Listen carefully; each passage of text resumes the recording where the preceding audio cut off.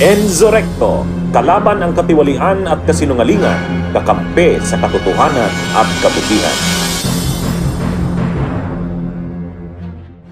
And attorney, good morning po. Ann Soberano po ng Bombo Radio. Kahapon po, sinabi po kasi ni Representative Terry Redon na Senado ang magpapasya kung tatanggapin ang bank records, tax documents at AMLAC records bilang ebidensya. Sa panig po ba ng prosecution, gaano po kayo kasigurado na maa-admit o tatanggapin ang mga dokumentong ito sa impeachment trial? Thank you. Yes, tama ho, no, ang sinabi ni Kong Ridon, no, dahil ang tamang proseso dito, as stated also in the previous proceedings, no, ang nauna muna ay ang pagsabina nitong mga napaka-importanting financial documents na ito. So kahapon, no, meron ng sumunod dito sa sabina, nakita natin, nag-submit na ang BIR at meron ding mga ilang banks, no, nakita na nag-submit ng mga bank records ng Vice Presidente at we assume ng kanya asawa. So ang susunod na step dyan ay pag nandun na tayo, tatalakayin na natin ang article on unexplained wealth, no?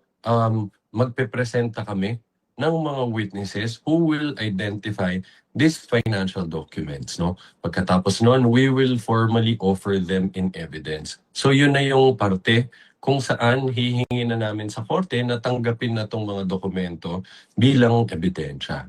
Okay. Ngayon, naniniwala kami na malakas, no, ang legal basis namin para makumbinsi ang impeachment court na tanggapin itong mga ebidensya. Although of course, no, we don't want to preempt the decision that the impeachment court will reach on this matter. At the end of the day, sabi nga ni Kong Ridon, sila ang magpapasya dito. But narinig naman natin, no, dun sa oral arguments, yung mga legal arguments ng prosecution dito, no, as articulated by Kong Shell Jokno, no. We've stated already before, as communicated by Kong Shell Jokno, na pinapayagan yan ng Constitution under dun sa authority and power granted by the Constitution to the impeachment court, no, to the sole power to try and hear impeachment cases. Kasama dito, no, yung subpoena power nila. No? So may kapangyarihan ang impeachment court na isabina itong mga dokumento na ito. As pointed out by Kong Shell,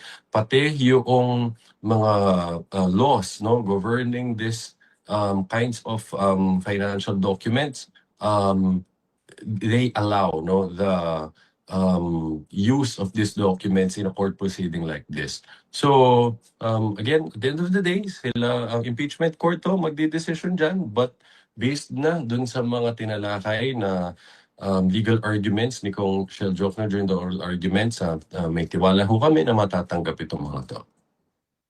So, dagdagan ko lang, no? Mahalaga kasi na maunawaan ng publiko o ng ating mga kababayan na yung pagsasubmit nitong mga dokumentong ito sa impeachment court ay hindi naman nangangahulugan na ito ay tatanggapin na bilang ebidensya.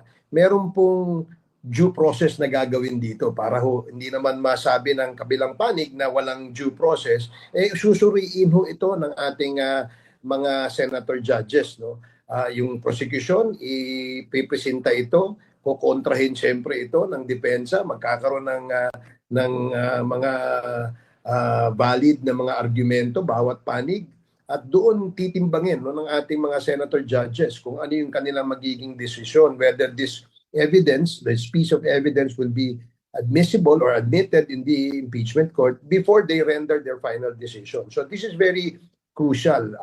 Doon naman sa punto na mahalaga ba itong mga dokumentong ito? Yes. In fact, doon sa oral arguments, nakita natin na na-justify, no, ni Kong Shell Jokno yung kahalagahan itong mga dokumentong ito. One, yung definiteness. Kaya nga pinayagan ng korte na isabina ito. Pangalawa, yung relevance dun sa allegations. No? Ano bang relevance nitong mga pieces of evidence na to na sinasabina ng prosecution? Kasi nga ito ay magbibigay patunay na tama ang allegations ng prosecution panel na isinulat doon sa articles of impeachment. So just to make it clear na ganun ang dapat maging pangunawa o pag-unawa ng ating mga kababayan dito. Sir, follow-up lang din. May nakikita po ba kayong possibility na magkakaroon ng delay sa paglilitis dahil sa gagawing pagtutol ng defense sa mga dokumentong ito? Attorney Jay. Yes, well, unang-una, talagang inasahan natin no, na tututulan ng pagpresenta natin ebidensya na yan. Kaya nga minarapat namin na kahit wala pa tayo sa presentation of evidence for article on unexplained wealth, inuna na natin, no? Kahit nandun pa lang tayo sa first article ng grave threats. Hiningi na natin to, sinampinan na natin to. So, dahil doon, nakapagsumite na kahapon itong mga dokumento. So, huge part of that, no, yung pwedeng ma-delay, naiwasan na natin. Dahil na nauna natin, nandito na yung karamihan sa mga dokumento. No, pagkatapos yan, pwede nang simulang suriin no, ng prosecution para handa kami pagdating na ng panahon na magpipresenta na kami ng ebidensya para sa unexplained wealth. Handa na kami na ipaliwanag hindi lang sa impeachment court pati rin sa publiko anong linalaman itong mga importanteng dokumento na to. Ngayon naman, again, yes, karapatan nila yan. No? When we formally offer them in evidence, karapatan nila yan na mag-object muli, tumutol muli. No? Dahil clear naman ang sinabi ng presiding officer dyan, hindi pa yan tinatanggap as evidence, nasabpina pa lang. So, we anticipate that. Na kasama talaga yun sa proseso, mag-offer kami, mag-object sila. But just the same, again, we're ready to meet those objections with valid counter-arguments. Salamat po. Thank you, sir. Ayan, thank you. Haji, your turn. Good morning po. Malinaw po ba ako? Morning. Hi. Good morning po, attorney. Good morning po kay Akong Ace. Although subject naman po ito sa huddle ng prosecution team, but did you ever consider po, since nandyan naman na po yung mga bank and tax documents, na after ng Article 1, Hello, Haji, isunod na rin nawawala po yung ka? Article 2, since na magkaugnay naman po sila para sa mga pong... Opo.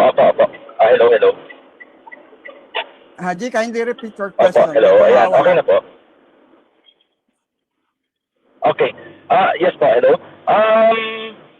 Did you ever consider po ba na isunod na rin sa Article 1 yung Article 2 or yung unexplained wealth? Since magkaugnay naman na po yung financial documents, yung confidential funds plus yung unexplained wealth po. Since naniniwala naman po kayo na magiging explosive or kumbaga malaking piece of evidence yung tax and bank records. Yes. Well, Haji, that option remains available to the prosecution, kasi nakalagay naman ng maliwanag dun sa pre-trial order issued by the impeachment court na we have the discretion to change the order of presentation of evidence, as to alin bang article ang unahin natin. All we have to do is to inform the impeachment court and the defense about this decision, just in case. But sa ngayon, nakafocus muna kami sa paglalatag ng ebidensya, suporta dito sa article on confidential funds, and parating pa lang din itong mga dokumento na nakita naman natin kahapon, boxes and boxes of bank records na sumite nitong mga banks na sinampi na ng impeachment court. So syempre, aaralin pa rin natin yan, Google tayo ng oras dyan at panahon para mailatag natin ng mabuti in a way na madaling maintindihan, Hindi lang accurate but madaling maintindihan ng lahat. So, again, that option is available to us. We will see. We will consider that. But for now, nakafocus muna kami dito sa confidential funds. Bunyog, halikan na kasama ka. Bunyog, kapag buklod ay may pag-asa. Luzon, Visayas, Mindanao, isa ang pananaw. Sa bagong Pilipinas ang bunyog isisigaw. Bunyog.